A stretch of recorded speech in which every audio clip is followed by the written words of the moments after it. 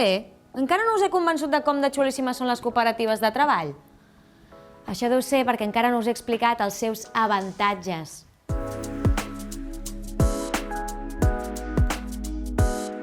Les cooperatives de treball, recordeu, són aquella forma de cooperativa en què no hi ha un sol amo. Els amos són els mateixos treballadors, ja que són els propis gestors del negoci. A les cooperatives s'associen per treballar com a mínim dues persones que produeixen béns o serveis a terceres persones.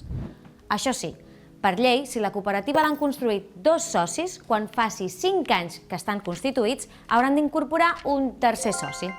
I és que la gràcia de les cooperatives és que quants més socis, millor, ja que així hi ha més representació.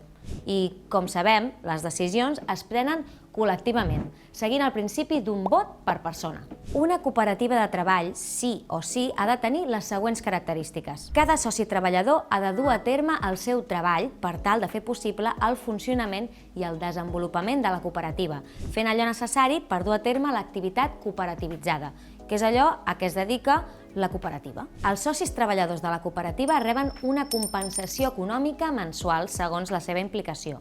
És a dir, que si algú fa una jornada parcial, segurament cobrarà menys que algú que fa una jornada completa, sempre que els dos tinguin les mateixes responsabilitats, esclar. Per altra banda, les cooperatives són molt autònomes i s'autoregulen en les seves relacions laborals.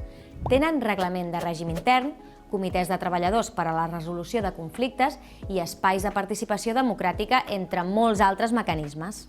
El més important de tot, però, una cooperativa no pot contractar treballadors sense límits. La contractació de treballadors està limitada per la llei per tal de promoure que la majoria de treballadors siguin socis. I, atenció, constituir una cooperativa de treball no només no és complicat, sinó que, a més, té diversos avantatges. Per exemple, els membres d'una cooperativa poden facturar sense ser autònoms. Si sou socis, podeu fer feines en nom de la cooperativa sense ser autònoms, sempre i quan estiguin relacionades amb l'activitat cooperativitzada. També heu de saber que l'Estat ajuda les empreses cooperatives. Hi ha beneficis en l'impost de societats i altres bonificacions fiscals que us ajudaran a començar de zero. Un altre benefici és que també es pot triar el règim dels socis. Poden ser tots autònoms o bé de règim de seguretat social.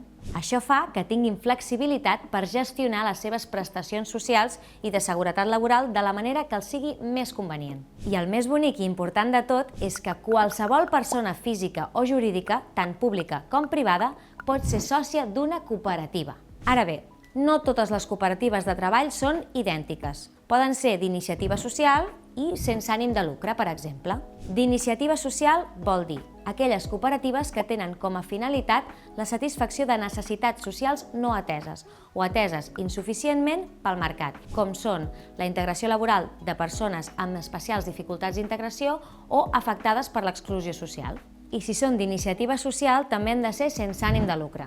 Les cooperatives sense ànim de lucre han de complir uns requisits, com per exemple que no poden distribuir els excedents entre els socis, sinó que els han de reinvertir a la cooperativa. O bé que els càrrecs del Consell Rector no poden cobrar per formar-ne part. Ara processeu tota aquesta informació que de seguida passarem a l'acció.